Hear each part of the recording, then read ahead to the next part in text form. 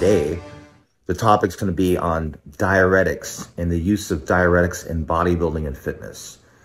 And when I talk about diuretics, I'm talking about how they're used in all divisions, not just bodybuilding, even the women's divisions, bikini, figure, women's physique, women's bodybuilding, of course, men's bodybuilding, classic physique, men's physique. I'm not knocking any classifications of which contests these are, whether it be the natural federations or not natural or open federations. I'm going off experience with myself too, okay? Because I've been competing since 1994, okay? So long freaking time. And from 94 to 2014, I've competed in bodybuilding. People are still using diuretics.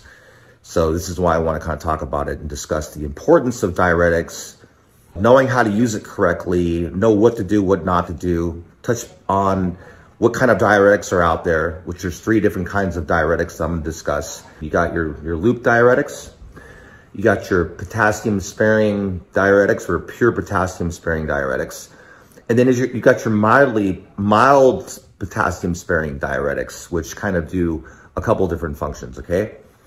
So let's go on into the first kind of diuretics, the loop diuretics.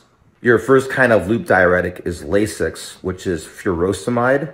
Then you got Demodex, which is also another loop diuretic, which is furosemide.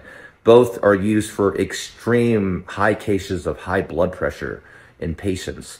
Are the type of people that need these kind of loop diuretics, basically to pull everything out of their body, potassium, sodium, everything, to get that blood pressure down like immediately. We're talking like high extremes of blood pressure that's going to cause fatality, in these patients.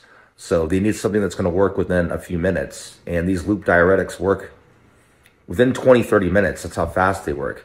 But the problem with the loop diuretics in bodybuilding for competition, they work so aggressively and so fast that they're very hard to control. They're very uncontrollable. That's the issue with that, So they can flatten out the competitor. You're carb loading, 3 days out to a contest when you should be carb loading after depleting. You're doing your depleting sequence.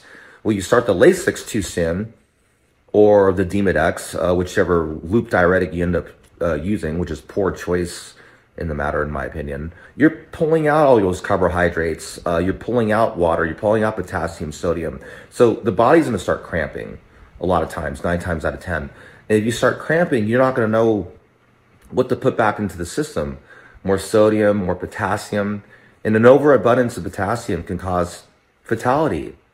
It can cause cardiac arrhythmia. It can cause all kinds of heart issues. So you want to be really careful with that.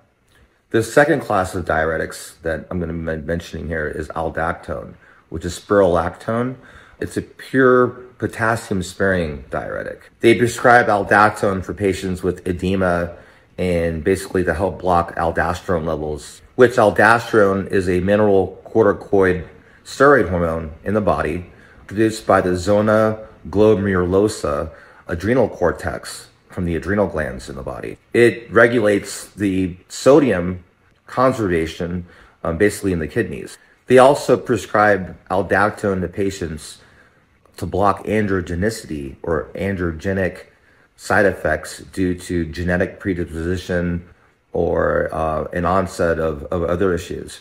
So obviously a competitor that are on androgens or anabolics getting ready for a contest, you don't want to do the typical aldactone dosage of 7 days out or 10 days out to a show, which to me is ridiculous. You don't need 10 days of aldactone as a base mild diuretic before you start using your Zydes or your Diazide, which seems like an atypical kind of perspective on things for these competitors to do. So I've known a ton of people to do that, even back in the late 90s, early 2000s. They got ready for a show.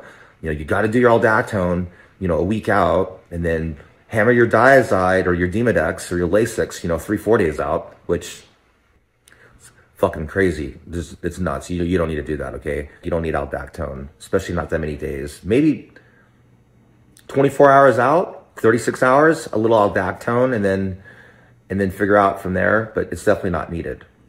Now, the third and last diuretic that I'm going to talk about here, and honestly, it's the one that everybody should be using, and it's the only diuretic that you need, is Diazide, the Zyde family, which Diazide is made up of 2 different types of diuretics, or two different kinds of things. It's hydrochlorothiazide and trimeterine.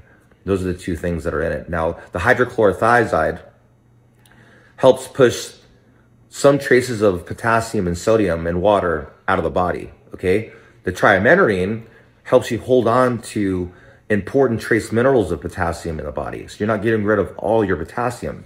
So you have a very good balance of potassium sparing / sodium in the body, and the importance of it to keep your muscle bellies full while carb loading, but just enough to push enough water out from underneath the skin. So you get that shredded, that hard, grainy look that you want on stage, with the muscles pushing against the skin with very little water retention.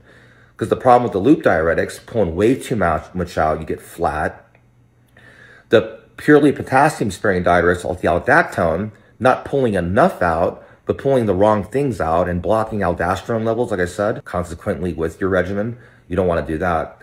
Diazide is definitely the best choice. Again, I'm not a medical doctor. This is not medical advice. This is all coming from past experience, heightened awareness to people out there of what I think should be used. Like I said, what I think should be used. I'm not saying you have to go get your Diazide and go take Diazide. Okay, I'm just saying, if I were competing and I'm obviously a coach, the things that I would recommend would be just Diazide. You don't need all these other diuretics leading up to a show. And 24 hours out to 12 hours out from a contest, like the night before, that's the only time you need Diazide. You don't need it 5 days out, 6 days out. That's freaking crazy. No way.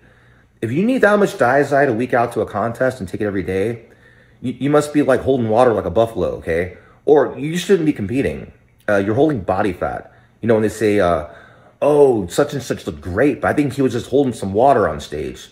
No, he was probably too high in body fat. He wasn't in freaking shape.